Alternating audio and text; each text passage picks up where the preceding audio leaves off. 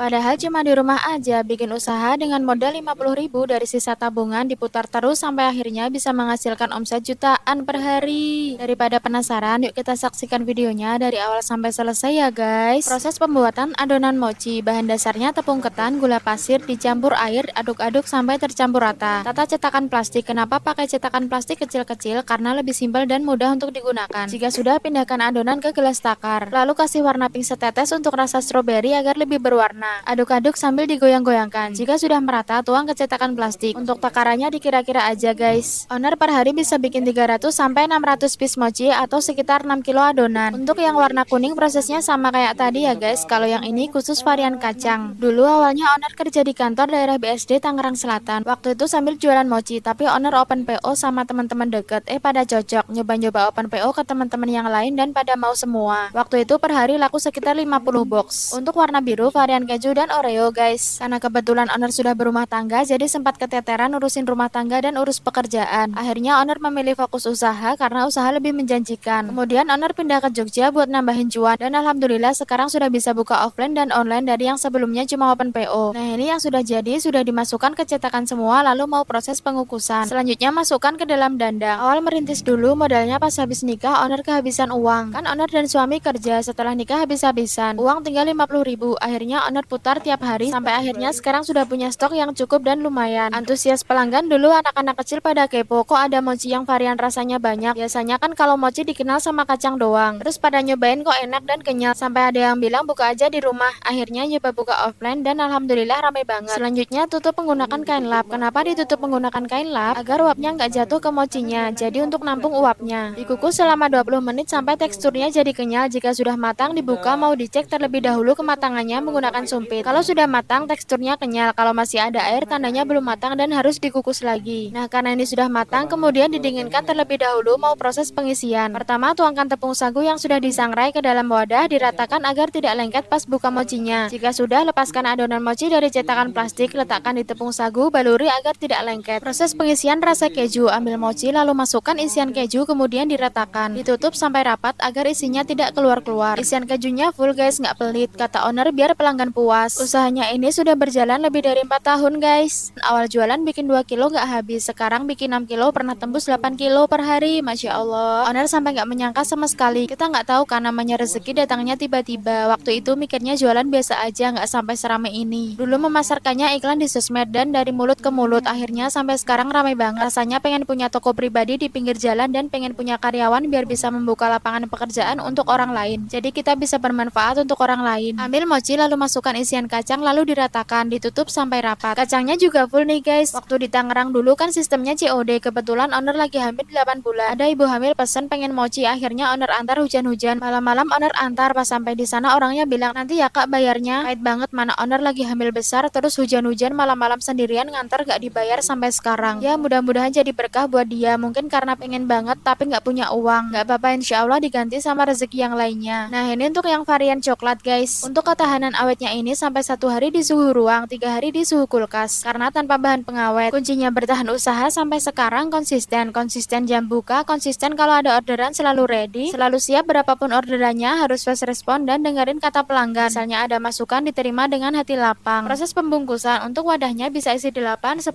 dan 15. Varian rasa bestsellernya di sini coklat, keju dan kacang guys. Pesan untuk teman-teman yang baru merintis usaha, jangan kebanyakan mikir, langsung coba. Misalnya gagal coba lagi, gagal coba lagi. Ada masukan diterima dan diperbaiki. Insya Allah bakal maju usahanya. Sama yang penting konsisten, apapun kondisinya, mau sepi banget, mau rame banget, tetap harus disyukuri dan harus konsisten jualan. Variannya ada kacang, coklat, strawberry, blueberry, keju, matcha, taro, Oreo, kacang wijen dan durian. Untuk harganya 2000-an aja guys. Lokasinya ada di sebelah Masjid Joglo, Ngentak Sayagan Sleman, Yogyakarta, namanya Mochi Lukba.